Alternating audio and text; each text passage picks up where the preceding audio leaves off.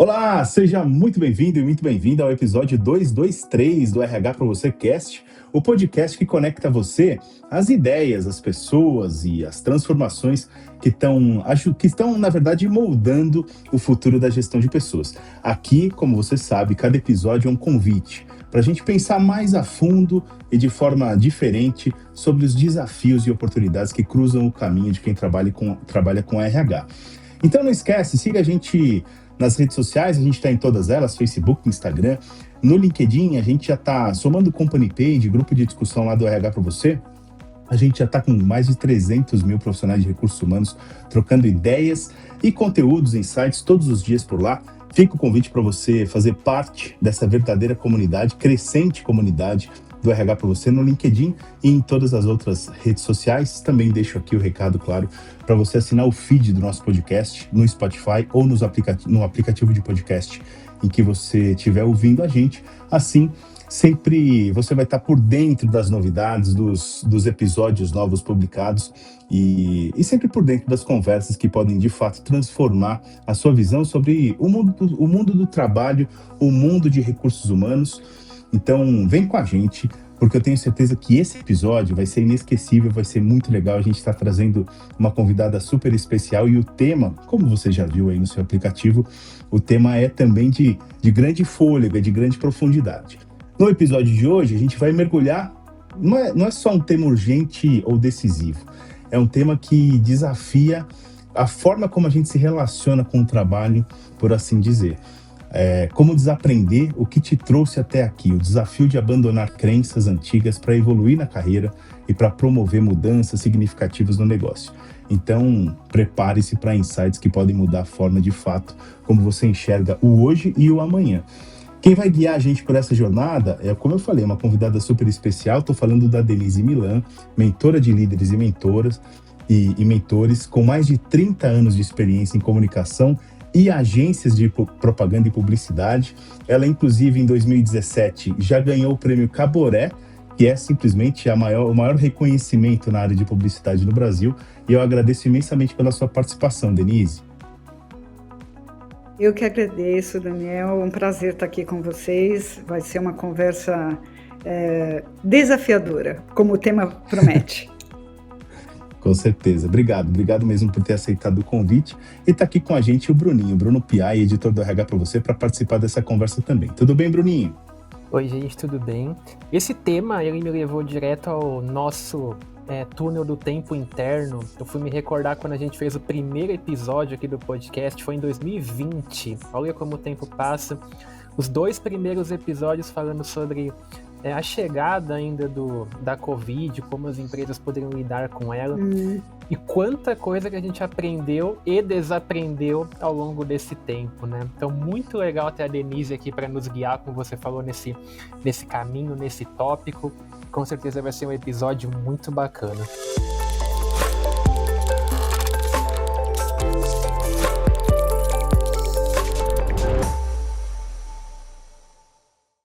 Denise, não tem como a gente começar essa conversa contigo sem perguntar, ainda que pareça uma pergunta óbvia, ela é muito mais profunda do que parece, na verdade. Porque por que a gente fala, né, que o que nos trouxe até aqui pode se tornar, na verdade, o nosso maior obstáculo para o passo seguinte, né? Eu queria entender, assim, do ponto de vista da neurociência, o que torna o ato de desaprender algo tão difícil, né? O nosso cérebro resiste a abandonar padrões que nos deram os resultados que nos ajudaram a chegar até aqui, é isso? Eu acho que essa pergunta está no cerne da nossa evolução profissional e pessoal.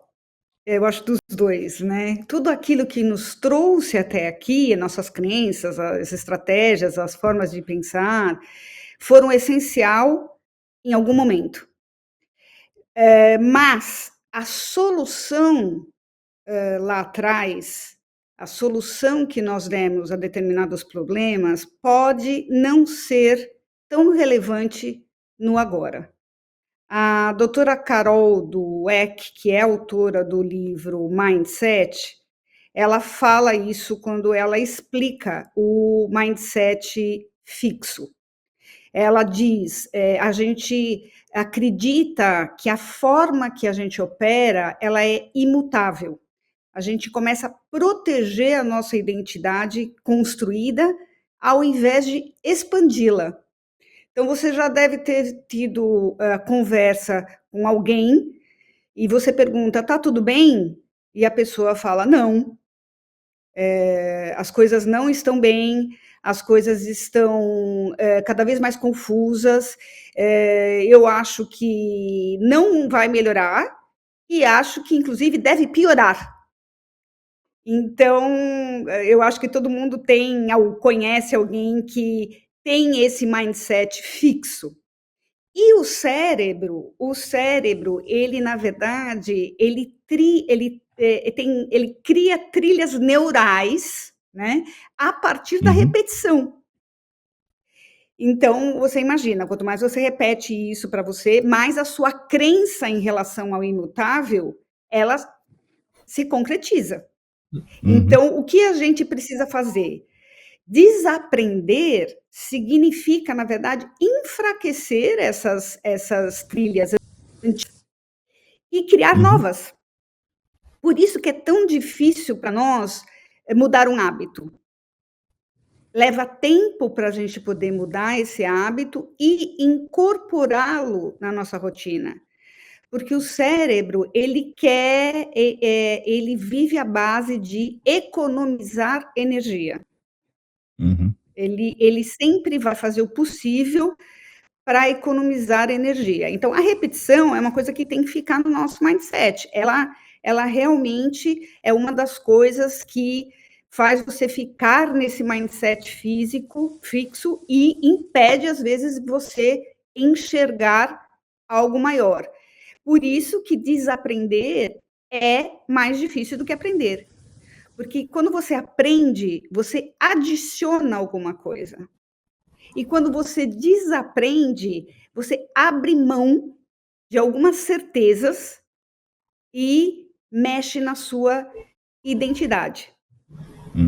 Desaprender exige coragem, que o aprendizado tradicional não exige. Porque você está num lugar de conforto, numa zona de conforto, quando você é um profissional experiente, que tem um tempo de mercado, por exemplo, você está dentro daquele ambiente e você se sente confortável ali. E o novo, ele vai ser sempre desafiador, sempre. Claro. Eu falo do meu lugar. Eu vivi, como você me apresentou, mais de 30 anos no mundo corporativo, e quando eu ganhei o Prêmio Caboré, foi um divisor de águas, porque ali eu entendi que eu podia uma página, mudar o ciclo. E foi exatamente o que aconteceu. Eu saí do mundo corporativo por uma decisão pessoal, porque, na verdade, eu acreditava que eu fui muito feliz nesse período, mas eu queria aplicar todo o meu conhecimento num propósito maior, onde eu tivesse mais autonomia e onde eu pudesse passar o meu conhecimento também para mudar a vida das outras pessoas, ou pelo menos inspirar essa mudança. É nesse espaço entre o conhecido e o novo que acontece a transformação. Então, desaprender é isso, é desafiador, precisa de coragem, mas é só desapegar e desconstruir o que você já sabe é que vai abrir espaço para o novo. Maravilha. Bruninho? Ô, Denise, até fazendo uma pergunta dupla, primeiro eu quero entender um pouquinho mais como que funciona o seu processo de mentoria. Eu acho legal na descrição que a gente fez, né, que você não é só uma mentora de líderes, você é uma mentora de líderes e de outros mentores. Então eu quero entender um pouquinho nessa toada da conversa, por que procurar um Uhum, mentor? Como que é o seu trabalho? uhum, E o uhum. quanto que é desafiador nesse processo conduzir tudo isso que você está falando, porque não é uma jornada em que você, Denise, como mentora, você está simplesmente ensinando coisas novas. Vamos desenvolver uma habilidade aqui, vamos treinar Não. alguma outra skill. Não, você está primeiro limpando espaço. Primeiro vamos É. limpar para rearmazenar agora com informações Apagando novas. as trilhas neurais anteriores, né? É. Exatamente. Então, o quanto que isso torna mais desafiador o seu trabalho para fazer uma mentoria ainda mais completa? Então, a minha mentoria não é para todo mundo. O meu foco são profissionais experientes que têm bagagem, que têm experiência não só profissional como de vida. E o que eu faço, a minha proposta é transformar essa experiência em uma trajetória que deixe legado. E por que eu fui para esse caminho? Porque eu faço a mentoria há 8 anos e eu percebi que existia uma dor latente em executivos experientes de não estarem felizes, embora muito bem posicionados, embora em grandes empresas, felizes com o desempenho que eles atuam, mas sem voz. A escuta hoje ela é muito diferente pela dinâmica do mercado Uhum, corporativo, com certeza. e isso frustra demais. Isso era uma dor assim. Eu realmente percebo que isso que eu faço hoje está no limite. Isso reverbera com o que aconteceu comigo. Então, Uhum. conecta. Total. Fora isso, a dor maior, eu não sei por onde começar. Aí, isso me interessa muito. Isso me Uhum, interessa muito. Eu não sei por onde começar, porque realmente você sair de um lugar onde você desempenha uma função por 15, 20 ou mais de 20 anos e sair desse lugar para um lugar novo, você sozinho fica muito mais difícil, muito mais difícil. E o papel do mentor, o mentor profissional, quer dizer, o mentor que estudou comportamento, o mentor que junta muitas coisas, como a parte de experiência vivida, com visão estratégica e estrutura, é que vai ajudar esse cara a sair do ponto A para o ponto B. Então, por que eu falo que não é para todo mundo? Porque tem pessoas do mindset fixo que nunca serão os meus mentorados. uhum, Porque Uhum. talvez ela ainda não está nesse nível de consciência de que não tem saída. Se a gente não se conhecer, se a gente não investir tempo para descobrir quem a gente é e o que a gente quer, é muito difícil. Então, eu lido com profissionais que já perceberam que eles têm que dar um passo além, que eles têm que ter uma certa autonomia. E é isso que eu entrego. Eu entrego uma estrutura onde ele mergulha comigo em eliminar inseguranças, medos, crenças, é mais profundo, né? É mais profundo. Você pode identificar com ele algumas crenças, mas a crença pode ser trabalhada na terapia, uhum. né? São Uhum. outras ferramentas que se usa.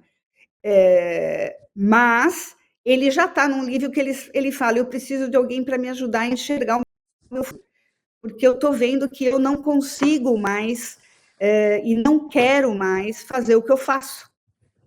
Uhum.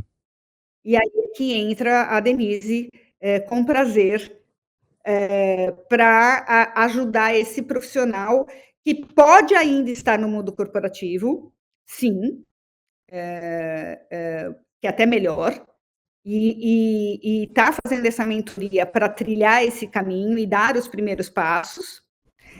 Pode ser uma pessoa que já saiu do mundo corporativo e, por algum motivo, está tentando se encontrar, está tentando mudar a sua narrativa, porque isso é o importante do desaprender. Eu falo com muitos executivos e ainda me espanto como nós todos, a gente não sabe se vender. A gente não sabe verdade. explicar o que a gente realmente faz. E isso é um exercício contínuo, contínuo. A tendência é a gente falar das coisas técnicas, porque é o que é onde você se apega. É o domínio, né? Só que aí eu te pergunto, é isso que resolve o problema? Ou você tem que olhar para a dor? Que é o que eu fiz. Por que eu virei mentor nesse nicho? Porque eu vi uma dor, eu vi a dor, e aí eu falei: como é que eu transformo essa dor? O que esse executivo, quando ele sair da minha mentoria de 1 ano, quando ele sair dessa mentoria, o que eu vou transformar nele? Com certeza ele vai ter um caminho muito mais claro, ele vai ter uma direção, e eu faço ele praticar. Então, mentor de mentores. Respondendo a segunda, né?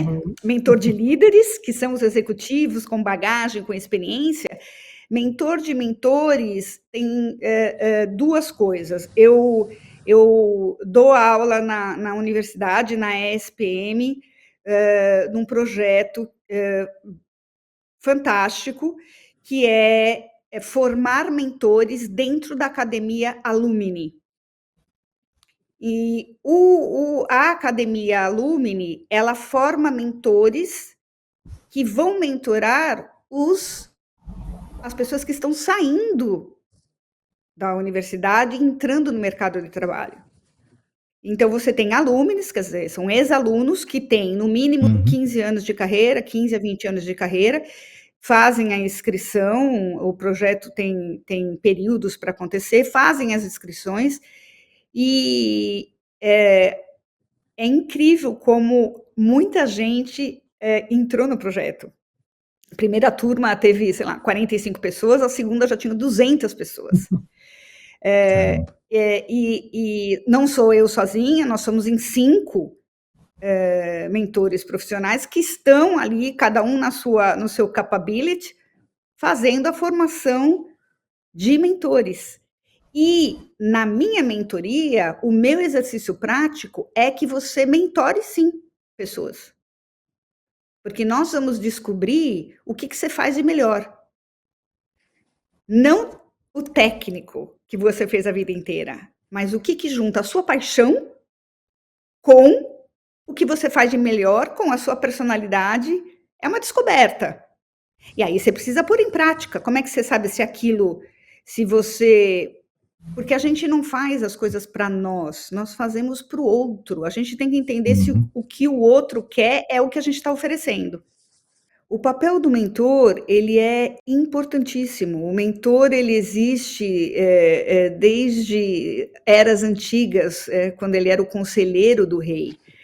O mentor, ele junta, como eu disse anteriormente, a experiência vivida com a visão estratégica, com a estrutura para ajudar você a sair do ponto A e chegar ao ponto B. Ele não só inspira, mas ele acelera jornadas. Ele acelera. Sozinho, você demora mais e você passa por muito mais insegurança do que quando você tem um mentor que já trilhou o caminho que você está buscando. Boa.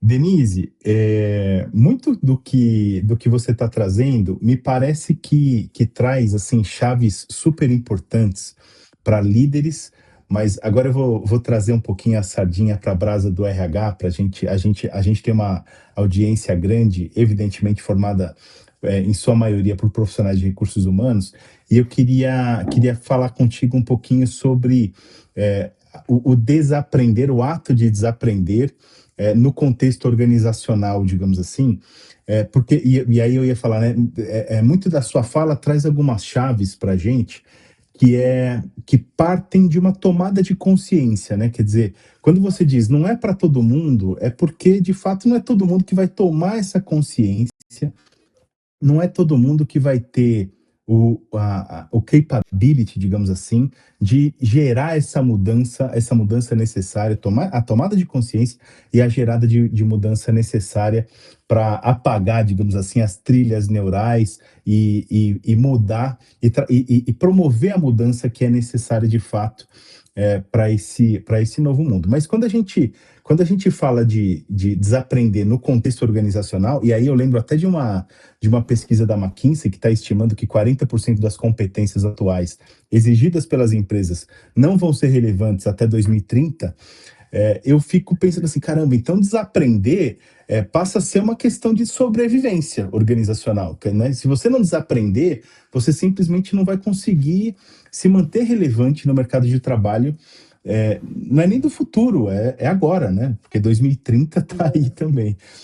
Eu queria te perguntar nesse sentido, assim, se as organizações como um todo também precisam desaprender e o que isso significa na prática, né? Como líderes e equipes podem lidar com esse desconforto, esse medo, a vulnerabilidade que aparece quando eles percebem que o que eles sabem já não é o suficiente. Então, como lidar com isso no contexto organizacional? E eu queria te perguntar também sobre o papel do RH nisso tudo. Como é que você vê? Eu acho que, sem dúvida, a organização ela também está passando por esse processo de olhar o que está acontecendo e se movimentar de acordo. As organizações são feitas de pessoas.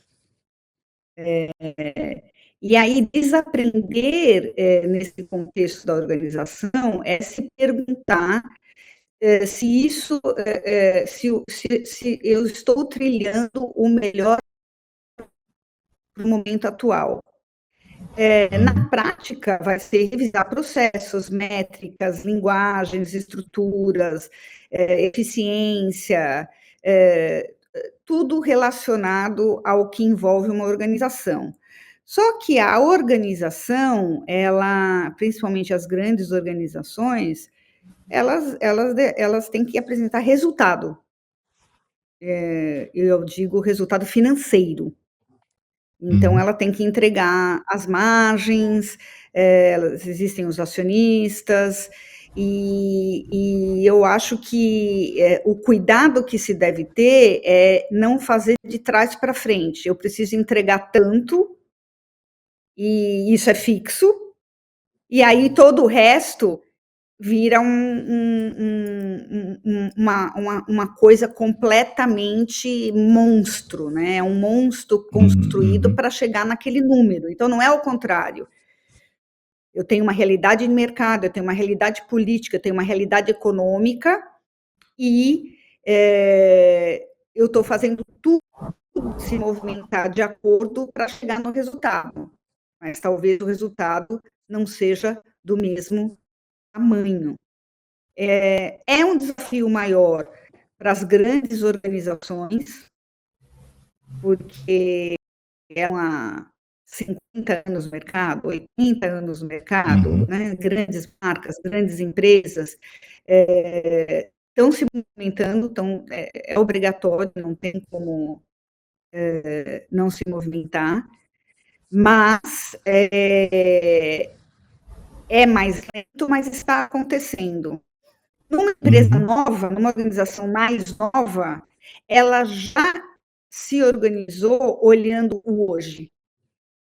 Então, é mais fácil para uma organização que tem 10 anos, por exemplo, ou que vai começar agora, ela já está atrás dos talentos adequados para o momento atual, ela já tem uma estrutura mais enxuta, ela já pegou os aprendizados do mercado, já fez a sua lição de casa e, de fato, já está aplicando, e mais, ela tem uma capacidade veloz de aprender, desaprender e fazer o novo. Aprender, desaprender e fazer o novo. E buscar ajuda.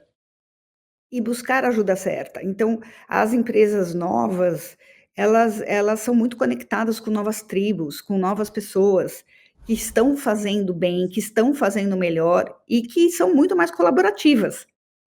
A empresa maior, ela sofre mais, com certeza. O papel do RH, eu acho sempre importante, e está mudando muito. A sua relevância, o que realmente ele pode agregar, principalmente na mudança das estruturas, porque as empresas são vendidas, são compradas, muda-se o líder, e isso interfere demais a vida do RH, porque ele tem que pegar o talento que está ali e, às vezes, realocar, e muitas vezes isso não é possível, enfim, não tem saída. A organização também tem que passar por esse processo, envolve vulnerabilidade, porque sempre sair do que você domina para algo que você não tem tanto conforto para lidar com isso, mas as empresas que fizerem isso vão ter, com certeza, muito mais liderança. E o papel do RH é muito importante. Os funcionários, eu falo com alguns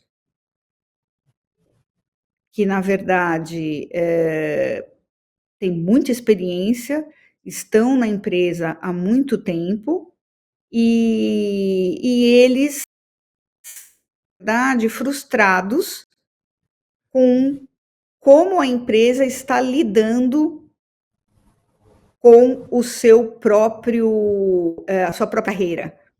Às vezes é um profissional que tem experiência e que quer realmente uma promoção, e de repente foi substituído um chefe que sabe mais do que ele, ou ele perdeu uma oportunidade, e aquilo é muito frustrante. E aí o papel do RH é fundamental para entender a dinâmica de onde esse bom funcionário pode estar alocado sem que ele perca a motivação. Então, nas organizações maiores, eu acho que o desafio vai acelerar a entrada da inteligência artificial. Denise, tudo isso que você trouxe, todos os insights, você me deixou com uma curiosidade quando você falou do seu tipo de mentoria, que não é para todo mundo, que tem um perfil específico. E eu fico imaginando, então, e quando esse tipo de mentoria muitas vezes é levado para dentro das empresas? Às vezes você colocar um mentor para falar com todos os líderes e a mensagem dele, alguns assimilam bem e não funciona para outros. Mas, quando a gente está falando de finanças, também talvez não seja um cenário realista a empresa ter um mentor para cada perfil de líder ou de gestor que ela tenha. Então, eu queria que você falasse um pouquinho nessa relação de RH e mentoria. Qual é a forma mais estratégica do RH trazer um mentor para atuar ao seu lado?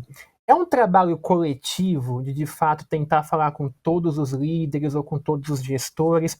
É um trabalho um pouco mais de você identificar pontos que têm que ser melhorados e fazer algo talvez um pouco mais individual? Enfim, qual que é o jeito, na sua visão, assim, mais estratégico para trazer um mentor para dentro de um negócio? Eu já fiz um projeto quando eu estava, inclusive, dentro do mundo corporativo. Como eu acho que funciona? Primeiro é a cabeça do líder. O líder da empresa, ele tem que ter um objetivo muito claro do que ele quer para aquele momento. Porque eu acredito muito, esse tipo de coisa ele tem que vir de cima para baixo. O RH, ele pode ajudar em identificar quem são as pessoas que têm capacidade para ser mentor. Não é todo mundo que pode ser mentor. Não esse tipo de mentor, que é uma pessoa que vai estar ali do seu lado, designada para te ajudar dentro da empresa. Lembrando que dentro da empresa, os líderes, eles vão sempre focar na meta da organização. Portanto, do resultado. É diferente. É diferente. Entendeu? Então, a mentoria da empresarial, da organização, é capacitar as pessoas para que elas façam o melhor dentro do que, na sua área, pode ser importante para o resultado, né? Só que isso, o ideal dos mundos é que os líderes também sejam capacitados para escolher os melhores ou os key person, as pessoas chaves para alcançar o resultado. Então, nesse momento, o RH é fundamental, porque ele tem não só o conhecimento das pessoas, como ele tem a sensibilidade. Ele tem a visão psicológica, normalmente, dessas pessoas. E ele pode juntar os melhores. Então, volto, não é para todo mundo também. Porque Claro. a hora que você coloca na empresa a possibilidade de ter um mentor, você também gera expectativas. E isso tem que estar muito claro. Sim. O que ele está me dando no final? Porque se ele entender que ele está tendo a oportunidade de ter a mentoria, porque lá na frente ele vai ganhar uma promoção, ou porque ele vai ganhar um benefício, isso também pode não ser bom. Então, esse desenho é importante na função do RH. Perfeito. O RH é o melhor profissional para implantar, sugerir, talvez com a ajuda de um mentor externo, né, um mentor externo que faz uma imersão com esse RH, tira todas as arestas das possibilidades de má interpretação da posição de mentores internos, e Sim. ele apresenta para a liderança, desde que essa liderança acredite que o resultado dessas mentorias devem ser levados em consideração. Porque quando você faz isso, você dá voz. Você dá voz. E se você dá voz e essa voz vira pó, a empresa tem um problema maior. A empresa tem um problema maior. Então, mas eu acredito muito num trabalho que, se bem feito, se bem conduzido, se bem treinado, ele internamente, com certeza absoluta, numa corporação, tem pessoas que são capacitadas para serem mentores. RH pode ser o fio da meada para escolher qual é o tema. Né? Qual é a relevância que essa mentoria vai trazer para a organização. E Perfeito. a flexibilidade de poder mudar de acordo com a necessidade.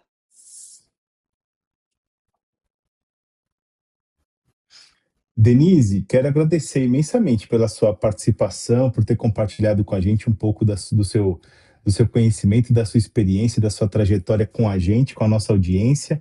Desejar muito sucesso para você, viu, Denise? Eu que agradeço, eu que agradeço. Eu acho que o que me movimenta nesse mundo é justamente pegar esses profissionais, embalar essa trajetória e devolver para eles um legado onde eles possam se encontrar, se enxergar e fazer um negócio de valor com essa experiência. Que fantástico, parabéns pelo trabalho. E obrigado você também, viu, Bruninho, por ter participado hoje com a gente. Pessoal, obrigado. Denise, também deixo os parabéns por toda a sua jornada de aprendizado e de desaprendizado também. Assim como falo com quem está nos ouvindo e nos assistindo, que você tem aprendido muitas coisas hoje para poder também desaprender muitas coisas amanhã. Então, muito legal ter conversado contigo. E é isso, pessoal. Mais um episódio aí muito legal aqui do nosso podcast. Eu que agradeço.